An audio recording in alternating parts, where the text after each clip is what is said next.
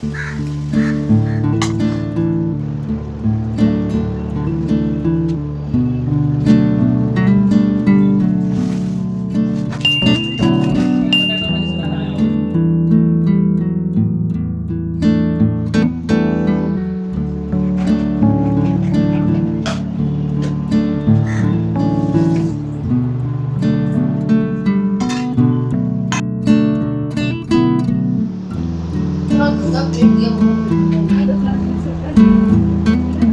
Everyone, good morning, नमस्ते and welcome back to my new vlog.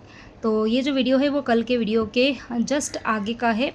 तो morning में घर के मेरे जो बेसिक काम थे वो सारे हो चुके थे और कल के वीडियो में मैंने आपके साथ में अपनी जो फुल हाउस क्लीनिंग की रूटीन शेयर करी थी, जो कि मैं टारगेट लेके चलती हूँ 60 मिनट का।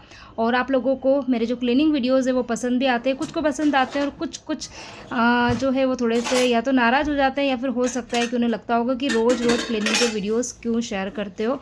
तो वही है कि जो मेरी ऑडियंस देखना पसंद करेगी ज़्यादातर, तो मुझे वही चीज़ें शेयर करना पड़ेगा। और ऐसा कुछ नहीं, बीच में बहुत सारी नई नई चीज़ें और काफ़ी अच्छी चीज़ें मैं शेयर करती रहती हूँ। बस आप मेरे चैनल को अगर डेली वॉच करेंगे तो फिर आपको कुछ ना कुछ नया देखने मिलेगा। तो चलिए करते हैं आज के वीडियो की शुरुआत। तो यहाँ पर घर के मेरे बेसिक काम तो हो चुके थे, अभी चल रही है यहाँ पे लंच की तैयारी।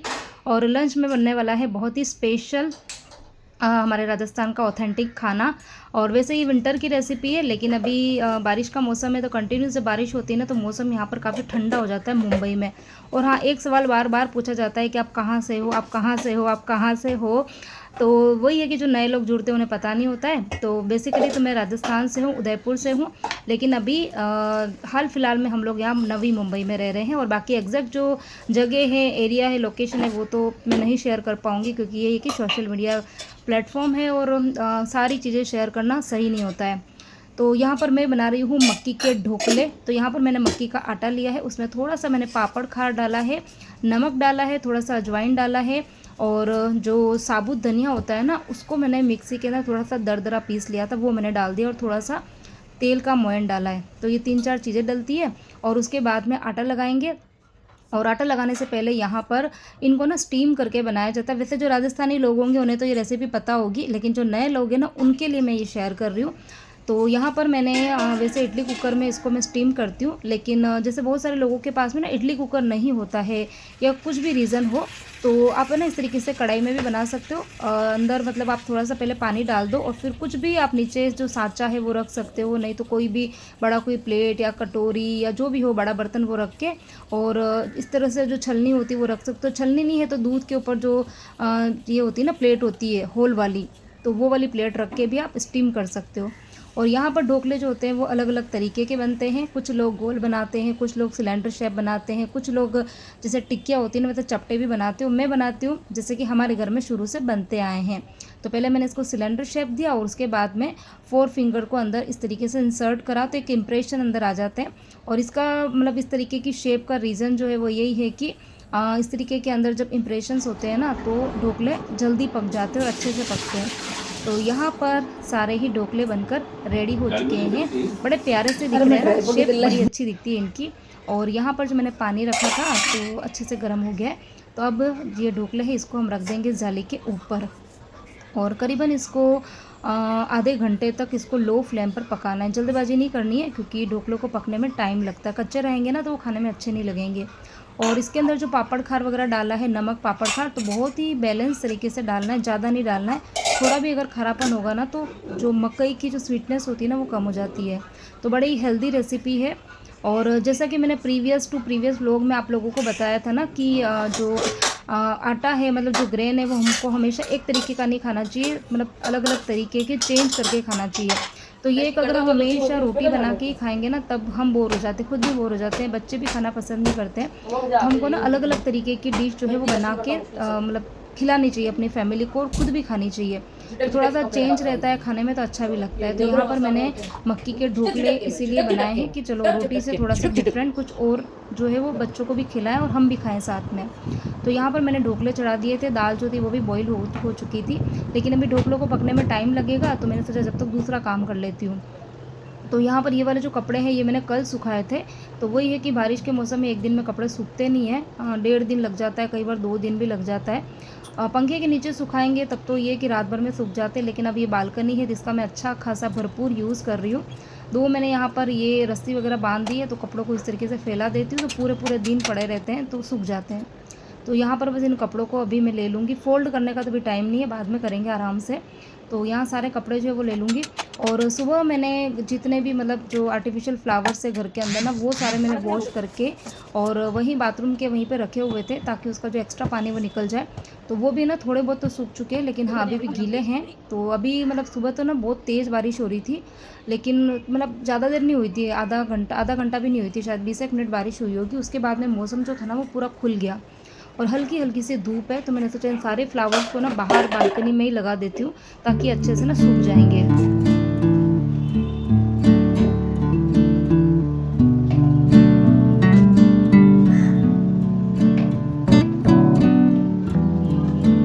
और अब चलिए आ जाते हैं हमारे मेन मुद्दे पर, जो कि आज का थंबनेल है, आज का टाइटल है।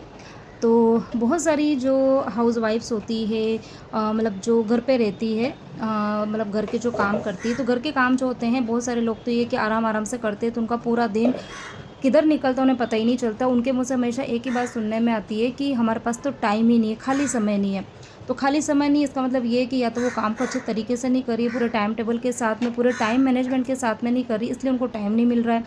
एक दूसरा रीज़न ये भी हो सकता है कि हो सकता है उनके घर में काम ही ज़्यादा हो, मतलब वो घर के काम के साथ में कुछ ना कुछ एक्स्ट्रा काम भी कर रही है, इसलिए उनको टाइम नहीं मिल रहा है। कुछ होती है जो वर्किंग होती है, जो घर के काम भी कर रही है और बाहर जॉब पे भी जा रही है, तो उनके पास में भी टाइम नहीं होता है। आज मैं बात उनके लिए कर रही हूँ जो अपने सिर्फ है ना घर के काम कर रही हूँ, वो काम जो है वो टाइम से कर लेती है और फिर उसके बाद में उनके पास में इतना समय रहता है, लेकिन उस टाइम को किस तरीके से यूटिलाइज़ करना है, यानी कि खाली समय में उनको क्या करना है उन्हें पता नहीं चल पाता है। फिर या तो जैसे ही वो फ्री होगी ना तो अपना मोबाइल लेके बैठ जाएंगे, या तो इंस्टाग्राम, फेसबुक, व्हाट्सअप ये सब स्क्रॉलिंग करते रहेंगे, या फिर किसी न किसी को फ़ोन लगा के घंटे 2 घंटे गप्पे लगाते रहेंगे। अब आप ये बताओ कि जब आप ये चीज़ें करोगे तो आपको इसके रिवॉर्ड में मिलेगा क्या? मतलब खुशी जो होती है ना वो कुछ देर के लिए मिलती है, उसके बाद में तो पता हमारा खुद का भी मतलब एक बोरियत सी फील होने लग जाती है कि अरे यार घंटे 2 घंटे हमारे बिगड़ गए। तो किस किस को ऐसा लगता है मुझे ज़रूर बता देना। कमेंट सेक्शन में आप अपने मन की कुछ भी बात है ना वो मेरे साथ में ना शेयर कर सकते हैं। अब चलिए, अब मैं आपको थोड़ा सा बता देती हूँ कि अगर आपके पास में थोड़ा भी खाली समय है, जैसे कि अब है ना बच्चे किसी के बड़े हो गए हैं, 10-12 साल के हो गए हैं, तो ये कि सुबह के घर के काम से फ्री होने के बाद में अब उनके पास में ऐसा कोई मतलब काम नहीं होता है, दिन के 2-3 घंटे वो फ्री रहती है, तो खाली टाइम में वो क्या करें। और अगर खाली टाइम आपको नहीं भी मिलता है ना, तो मेरा ये कहना है कि आप कम से कम 1 घंटा तो अपने लिए निकालिए। अब उस ये कि 1 घंटे में 2 घंटा 3 घंटा आपको जितनी भी देर मिल रही है उतनी देर में आप क्या कर सकते हो। तो सबसे पहली बात तो हर एक औरत के अंदर, हर एक लड़की के अंदर, हर एक लेडीज़ के अंदर कुछ ना कुछ खूबी होती है, कुछ ना कुछ तो होती है। किसी के अंदर टैलेंट होता है कि वो अच्छे से कुकिंग कर सकती है, किसी के अंदर टैलेंट होता है कि उनको गार्डनिंग का कुछ शौक होता है, किसी को राइटिंग का शौक होता है, किसी को रीडिंग का शौक होता है, ठीक है, किसी को जैसे ना मेहंदी लगाने का शौक होता है, किसी को स्टिचिंग का शौक होता है ना। तो सबके अंदर कुछ ना कुछ क्वालिटी होती है। अब ये कि सबसे पहले आपको ये सोचना है कि आपका इंटरेस्ट किस में है। अब उस इंटरेस्ट के अकॉर्डिंग आप काम कर सकते हैं। जैसे कि अगर आपको गार्डनिंग का शौक है, ठीक है, तो आपके घर के अंदर यदि छोटी मोटी इतनी छोटी भी बालकनी है ना, तब भी आप 3-4 पॉट जो है वो अलग अलग तरीके के रख सकते हो। और या फिर आपके घर के अंदर अच्छा खासा एरिया है तो आप वहाँ पर जो भी सीजनल सब्जी होती है वगैरह ये सब उगा सकते हैं, ठीक है, या फिर छोटे मोटे कुछ भी प्लांट्स वगैरह तो आप गार्डनिंग कर सकते हैं। तो बड़ा अच्छा लगता है जब आप गार्डनिंग करेंगे ना। मुझे भी शौक तो बहुत है, लेकिन वही कि इतना स्पेस नहीं है, तो गार्डनिंग करने का तो एक अपना अलग ही मज़ा होता है। तो गार्डनिंग कर सकते हैं। दूसरी चीज़ ये कि जैसे अगर आपको कुकिंग या बेकिंग का शौक है ना, तो आप है ना कुकिंग या बेकिंग कर सकते हो। और पता है कुकिंग और बेकिंग से आप अर्न भी कर सकते हैं। अब ये कि अर्निंग के लिए मैं वीडियो कभी और बताऊंगी, वो चीज़ अभी आज के वीडियो में इंक्लूड नहीं करूँगी। जैसे बहुत सारी लेडीज़ बोलती हैं कि हमें घर बैठ के हमें भी अर्निंग करनी है, ठीक है, और ज़्यादा इन्वेस्टमेंट भी नहीं करना है, ज़्यादा पढ़े लिखे भी नहीं है, तो उस टाइम पे हम किस मतलब ऐसी सिचुएशन में हम क्या कर सकते हैं घर बैठ के, तो उसके लिए भी मैं एक अलग से वीडियो बनाऊंगी। हाल फिलहाल में तो बात करूँ कि टाइम पास के लिए हम क्या करें ऐसा कि वो काम करने के बाद में हमें खुशी मिले, हमें ऐसा लगे कि हमने चलो कुछ ना कुछ तो किया है। तो ये कि हाँ, कुकिंग बेकिंग कर सकते हैं, मतलब अपने बच्चों के लिए आप बाहर से चीज़ें ना ला के आप घर पर ही कुछ ना कुछ बनाओ, न थोड़ी थोड़ी चीज़ बनाओ। ऐसा नहीं कि बना के आप 15-20 दिन महीने भर तक खाते रह रहे हो। थोड़ी थोड़ी चीज़ बनाओ, लेकिन अलग अलग तरीके की चीज़ जो है वो ट्राई कर सकते हो आप। और यदि आपको क्राफ्ट का शौक है तो आप अच्छी अच्छी क्राफ्ट की चीज़ें बना के आप अपने घर को ना डेकोरेट कर सकते हो। यदि आपको मेहंदी का शौक है, ठीक है, लेकिन ये कि हाँ, हम शादी से पहले तो अच्छी खासी मेहंदी लगा देते थे, फ्री रहते थे, लेकिन शादी के बाद में अब हमको टाइम नहीं मिल पाता है। तो ऐसा कुछ नहीं है, जब आप फ्री रहते हो ना तो आप एक रजिस्टर बनाइए ऐसा, और आप उसके अंदर है ना नई नई डिज़ाइन की आप प्रैक्टिस कर सकते हो। ठीक है, आजकल क्योंकि पहले के टाइम पे अलग अलग तरीके की मेहंदियाँ निकल लगती थी, अब है कि बहुत अच्छी चीज़, बिल्कुल डिफरेंट तरीके के ना डिज़ाइन जो है वो चलने लग गई है। तो आप है ना यूट्यूब के ऊपर, इंस्टाग्राम के ऊपर बहुत सारी डिज़ाइंस है, तो उनको देख के आप है ना प्रैक्टिस कर सकते हो। ठीक है, आपको स्टिचिंग का शौक है तो आप अपने खुद के, अपने बच्चों की कुछ भी छोटी मोटी चीज़ें अगर स्टिच करनी है तो वो काम आप कर सकते हो। ठीक है, अब एक चीज़ और मैं आपको बोलूँगी कि बच्चे देखो ये कि घर के अंदर होते हैं, अब हम क्या करते हैं, उनको पढ़ने के लिए ट्यूशन भेज देते हैं। ठीक है, ट्यूशन भेजने के 2 कारण होते हैं। एक तो ये कि अगर आपके बच्चे आपसे नहीं पढ़ रहे हैं तो आप बाहर भेजते हैं। दूसरा रीज़न ये कि आपको पढ़ाना नहीं आता है। ठीक है, कुछ होती है ना लेडीज़ जैसे हिंदी मीडियम से पढ़ी हुई है, जैसे मैं भी हिंदी मीडियम से पढ़ी हुई हूँ, लेकिन अब आजकल के बच्चे इंग्लिश मीडियम में पढ़ते हैं, सीबीएसई कोर्स होता है, सारी बुक्स इंग्लिश में होती है, तो उन्हें समझ में नहीं आती है। तो उस टाइम पे आप क्या कर सकते हो कि आजकल देखो यूट्यूब के अंदर तो सारी की सारी चीज़ें, आप जो कुछ ढूंढोगे आपको सब कुछ मिल जाएगी। तो आप है ना यूट्यूब से है ना बिल्कुल बेसिक चीज़ें ना सीखना स्टार्ट कर सकते हो। अब वो सीख के क्या होगा कि आप अपने बच्चों को ना एटलीस्ट थोड़ा बहुत तो पढ़ा सकते हो। बिल्कुल जो छोटे बच्चे हैं, नर्सरी से लेके 5th क्लास तक के बच्चों को तो एटलीस्ट आप खुद पढ़ा सकते हो। मैं भी पढ़ाती आई, मतलब मैं भी पढ़ाती थी अपने बच्चों को, जब छोटे थे तो मैं खुद ही पढ़ाती थी। ट्यूशन तो मैंने काफ़ी टाइम बाद में भेजा था। और अगर आपको रीडिंग का शौक है तो आप अच्छी अच्छी बुक्स पढ़ो। अच्छी बुक्स का मतलब ये होता है कि आप जैसे मोटिवेशनल बुक्स वगैरह होती है ना, हिंदी में भी आती है, इंग्लिश में भी आती है, जो भी आपकी रीजनल लैंग्वेज है, हर लैंग्वेज के अंदर बुक्स आती है, तो आप वो बुक्स ला के रखो। बुक्स पढ़ना तो इतना अच्छा होता है, बुक्स पढ़ने से तो मतलब मोटिवेशन भी मिलता है, बहुत कुछ सीखने को मिलता है। तो अच्छी चीज़ें जो आपके पास में समय मिल रहा है, आधा घंटा, 1 घंटा, मतलब 15 मिनट भी मिल रहा है तो 15 मिनट भी आप एटलीस्ट कुछ ना कुछ, आपके जो हॉबी है, आपके अंदर जो टैलेंट है ना, आपके जो शौक है उसके अकॉर्डिंग आप कुछ ना कुछ करो तो आपको अच्छा लगेगा। पूरे दिन में आपने घर के जितने काम किए ना उससे आपको खुशी नहीं मिलेगी, लेकिन जो आपने 15 मिनट, आधा घंटा, 1 घंटा जो आपने अपने आप को दिया है ना, उसमें आपको बहुत खुशी मिलेगी। तो खाली समय का आपको यूटिलाइज करना है, उसका मिस यूज़ बिल्कुल भी नहीं करना है। तो ये सब चीज़ें थी। और अभी देखो यहाँ पर जो है वो ढोकला बन चुका है, करीबन आधा घंटा हो गया था, और इस बीच में बस मैंने दाल जो थी उसको भी तड़का लगा दिया था। ढोकले के साथ में काली वाली उड़द की दाल जो है उसका टेस्ट बहुत अच्छा आता है, तो वही दाल मैंने बॉईल करी थी, तो उसका भी मैंने तड़का लगा दिया है। और यहाँ पर हमारे लिए ढोकले बनकर रेडी हो चुके हैं। वैसे स्टीम के बाद में डायरेक्ट भी खा सकते हैं, लेकिन वो थोड़े से जैसे स्टीम करने से गीले गीले हो जाते हैं ना, तो मैं क्या करती हूँ, कढ़ाई में बिल्कुल ज़रा सा तेल रख के और बस उसको थोड़ा सा सेक लेती हूँ, ताकि ऊपर है ना एक ब्राउन कलर का क्रस्ट आ जाए, तो अच्छे लगते हैं। तो यहाँ पर बस मैं प्लेट लगा रही हूँ, क्योंकि बच्चे जो थे वो भी स्कूल से आ चुके थे एग्ज़ाम देकर, और अब उनको भी लग रही थी भूख, तो मैंने ऐसे ही टाइम पे चढ़ाए थे। बच्चे 11 बजे तक आते हैं ना, तो मैंने 10:15 बजे के करीब ढोकले चढ़ा दिए थे। और उस बीच में मैंने जो अभी आटा मैंने पिसवाया था ना, तो गेहूं का आटा पिसवाया था, मल्टीग्रेन आटा पिसवाया था, मक्की का आटा पिसवाया था। तो गेहूं का आटा तो ज़्यादा होता है, तो उसको तो मैंने ऐसे ही डब्बे में भर दिया था, क्योंकि वो डिब्बा बड़ा है ना, तो उसमें छलनी आ जाती है। और बाकी जो मकई का और जो मल्टीग्रेन आटा था ना, वो आटा कम होता है, तो वो छोटे डब्बे के अंदर भरती हूँ।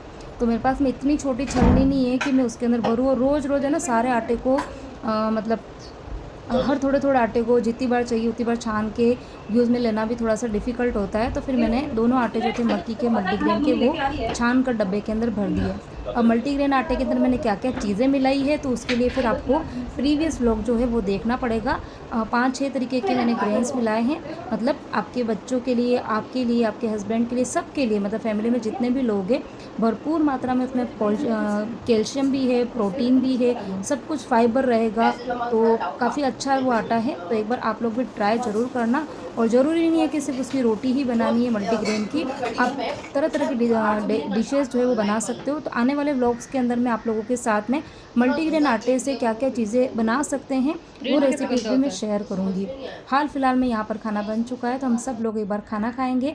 और यहाँ पे खाना हो चुका था, खाना खाने के बाद में मतलब पेट तो भर गया था, लेकिन कुछ क्रेविंग हो रही थी कुछ खाने की, मीठा। तो यहाँ पर ये आम पड़ा था, तो मैंने सोचा चलो इसी को कट करके और खा लेते हैं। और इसी के साथ में इस वीडियो को भी मैं यहीं पे एंड करूँगी। उम्मीद करती हूँ आप सभी को मेरा आज का ये वीडियो पसंद आया होगा। वीडियो पसंद आया है तो प्लीज़ वीडियो को लाइक ज़रूर करना।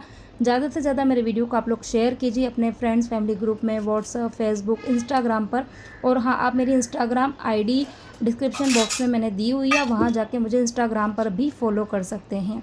तो चलिए मिलूँगी एक और नए इंटरेस्टिंग वीडियो के साथ में। Till then bye bye and take care.